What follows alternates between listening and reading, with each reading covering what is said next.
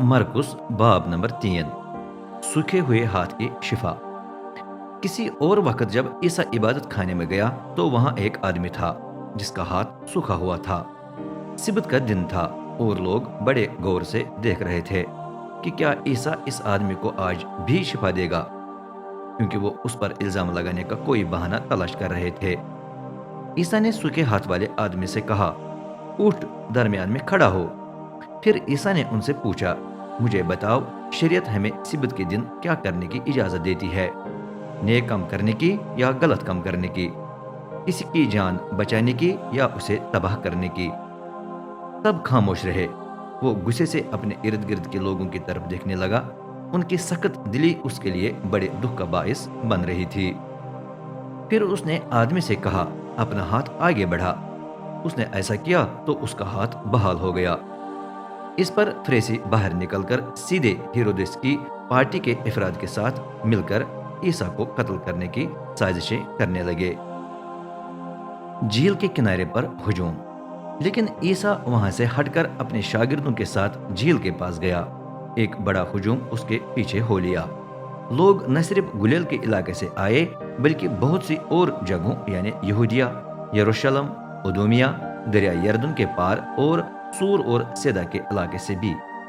वजह यह थी कि ईसा के काम की खबर उन इलाकों तक भी पहुंच चुकी थी और नतीजे में बहुत से लोग वहां से भी आए। ईसा ने शागिर्दों से कहा, एहतियातन एक किश्ती उस वक्त के लिए तैयार कर रखो जब हुजूम मुझे हद से ज्यादा दबाने लगेगा, क्योंकि उस दिन उसने बहुतों को शिफा दी थी। इसलिए जिसे भी कोई तकलीफ थी वो धक्के दे देकर उसके पास आया ताकि उसे छू सके। और जब भी नापाक रूहों ने ईसा को देखा तो वो उसके सामने गिरकर चीखें मारने लगी, आप खुदा के फर्जंद हैं। लेकिन ईसा ने उन्हें सख्ती से डांट कर कहा कि वो उसे जाहिर न करें। ईसा 12 रसूलों को मुकर्रर करता है।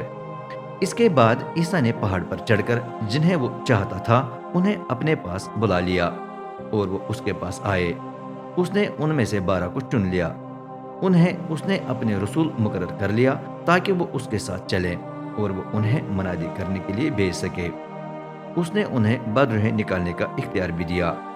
जिन 12 को उसने मुकर्रर किया उनके नाम ये हैं, शमऊन जिसका लकब उसने पतरस रखा, जबदी के बेटे याकूब और यूहन्ना जिनका लकब ईसा ने बादल की गरज के बेटे रखा, इंद्रियास, फिलिप्पुस, बरतुलमाई, मती, तूमा, याकूब बिन हल्फी, तदी, शमऊन मुजाहिद और यहूदा इस्करियोती जिसने बाद में उसे दुश्मन के हवाले कर दिया।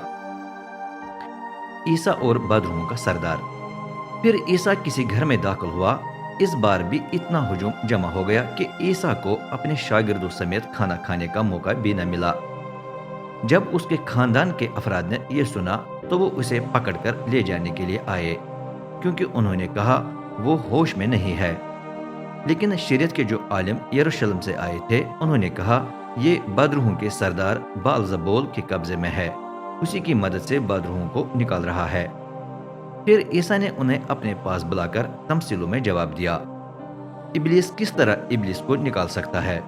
जिस बादशाही में फूट पड़ जाए वो कायम नहीं रह सकती, और जिस घराने की ऐसी हालत हो वो भी कायम नहीं रह सकता। इसी तरह अगर इब्लीस अपने आप की मुखालफत करे और यूं उसमें फूट पड़ जाए तो वो कायम नहीं रह सकता बल्कि खत्म हो चुका है। किसी जोरावर आदमी के घर में घुसकर उसका माल व असबाब लूटना उस वक्त तक मुमकिन नहीं है जब तक उस आदमी को बांधा न जाए, फिर ही उसे लूटा जा सकता है।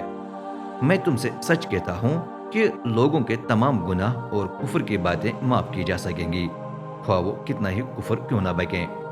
लेकिन जो रूहुल कुद्स के खिलाफ कुफर बके उसे अबद तक माफी नहीं मिलेगी, वो एक अबदी गुनाह का कसूरवार ठहरेगा। ईसा ने ये इसलिए कहा क्योंकि आलिम कह रहे थे कि वो किसी बद रूह की गिरफ्त में है। ईसा की माँ और भाई। फिर ईसा की माँ और भाई पहुंच गए। बाहर खड़े होकर उन्होंने किसी को उसे बुलाने को भेज दिया।